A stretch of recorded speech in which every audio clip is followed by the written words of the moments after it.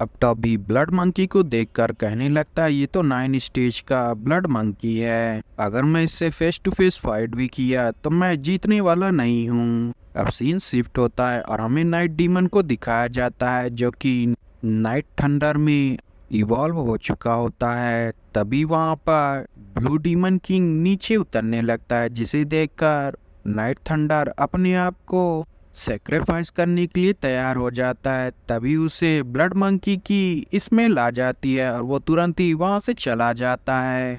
अब scene shift होता है और हमें जाओ को दिखाया जाता है जो कि टॉबी से बोलता है आज तुम सब यहीं पर मरोगे, और अपने ब्लड मंकी से अटैक करवा देता है, जिसे टॉबी मोए से डिफेंड करने को कहता है और कहने लगता है हमें इसके सैलेंट ड्रैगन को जिंदा नहीं छोड़ना है, नहीं तो ये हमारे लिए काफ़ी मुसीबत पैदा कर देगा।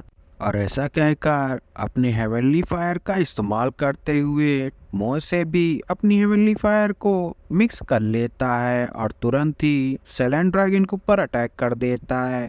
ये देखकर जॉब कहने लगता है ये तो 9th हेवनली डिजास्टर फ्लेम है, इस अटैक से तो सैलेंट ड्रैगन तो नहीं बचने वाला। वहीं टॉबी कहने लगता है इस अटैक से तुम्हारा 8th स्टेज वाला आर्मर भी नहीं बचाने वाला, तुम जरूरी इसमें घायल होगे। अब वो तुरंत ही अपने आर्मर को एक्टिवेट कर लेता है। वहीं उस सैलेंट ड्रैगन की मौत की वजह से काफ़ी ज़्यादा एनर्जी निकलती है, जिसे देखकर टॉबी की मॉम भी शॉक हो जाती है।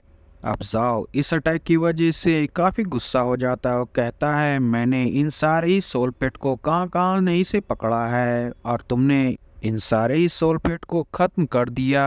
अब उसका ब्लड मंकी भी गुस्से में हो जाता है। अब ये देखकर टॉबी तुरंत ही मॉय से कहता है जल्दी से यहाँ से भागो। अब वो लोग तुरंत ही भागने लगते हैं। तभी जाओ अपनी डीमन मंकी के साथ उसके ऊपर अटैक कर देता है, जिसकी वजह से वो लोग एक खाई के अंदर गिर जाते हैं।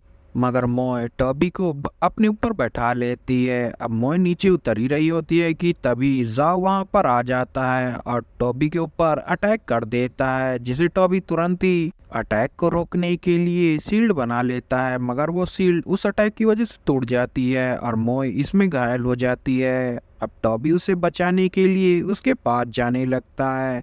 तभी वो ब्लड डीमन उसके ऊपर अटैक करने वाला होता है, जिसे टॉबी देख लेता है और तुरंत ही अपनी फ्लेम से उसे बांध देता है और मोए को बचाकर नीचे उतरने लगता है।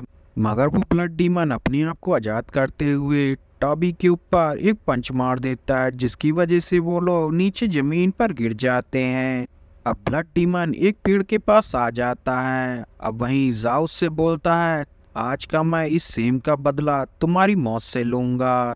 अब ब्लड डीमन अपनी एनर्जी से अटैक करने ही वाला होता है। तभी उन लोगों को किसी पावरफुल सोल पेट के आने की खबर हो जाती है। वहीं वो ब्लड डीमन पेड़ पकड़कर डरने लगता है। अब वहां पर ब्लू डीमन किंग आ जाता है, जो कि आते ही अपनी पावर से ब्लड मंकी के ऊपर अटैक कर देता है और इस अटैक की वजह से वो लोग उस पेड़ से नीचे गिर जाते हैं। वहीं टॉबी और मोए भी दूर हो जाते हैं। अब ब्लू डीमन किंग फिर से अपनी एनर्जी जनरेट करते हुए उसके ऊपर अटैक कर देता है, जिसके वजह से जाओ और उसका ब्लड मंकी दोनों ही खत्म हो जाते हैं। अब ब्लू डीमन किंग वहां से चला जाता है। अब टॉबी भी मोए को लेकर सीधा खाई से बाहर आ जाता है और मोए से बोलने लगता है इस ब्लू डीमन का अटैक इतना पावरफुल था कि जाओ का नामो निशान ही नहीं बचा। अब टॉबी मोए को शुक्रिया करता है और कहता है तुमने मेरे इतनी मुश्किल समय में भी साथ दिया, मैं तुम्हें अपने आप से कभी भी अलग नहीं होने दूंगा। और वो फिर से अपना सोल कॉन्ट्रैक्ट मोए से साइन कर लेता है, क्योंकि उसे अपना सोल कॉन्ट्रैक्ट तोड़ना पड़ा था जाओ की वजह से। अब टॉबी को स्टार इंसेक्ट दिखता है, जिसके ऊपर उसकी मॉम खड़ी होती है। अब उसे देखकर टॉबी सोचने लगता है यहाँ पर केवल दो ही काफी पावरफुल वुमन थी जिनसे मैं मिला हूँ। पहली जो कि मेरी सोल पेट थी, जिसने मुझे धोखा दिया और मुझे छोड़ दिया। वहीं दूसरी मेरी अनफेमिलियर मॉम है। अब उसकी माँ मुझसे पूछती है क्या तुम ही लॉर्ड जाओ हो, तो टॉबी बोलता है वो तो मर गया। अब ये बात सुनकर उसकी मॉम बोलती है क्या तुमने उसे मारा।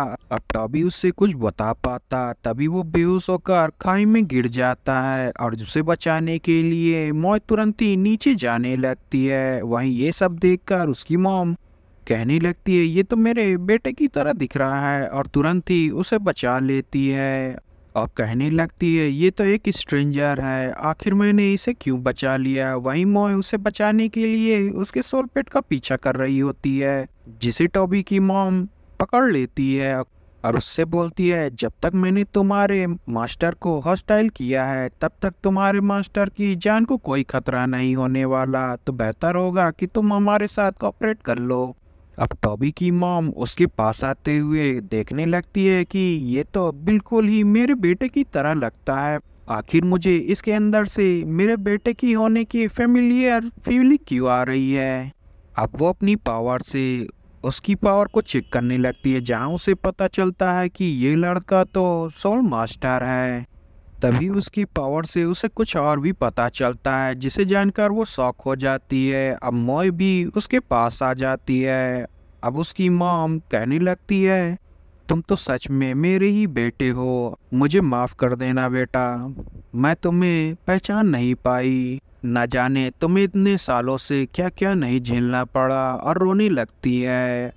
अब सीन यहीं पर खत्म हो जाता है गाइज, ये सीजन अब खत्म हो चुका है। आई होप आपको ये सीजन पसंद आया होगा और जैसे ही ये न्यू सीजन आएगा मैं फिर से उसे अपने चैनल पर अपलोड करूंगा। गाइज चैनल को लाइक शेयर सब्सक्राइब जरूर करिएगा और इसे ज़्यादा से ज़्यादा शेयर करिएगा। Thanks for watching guys.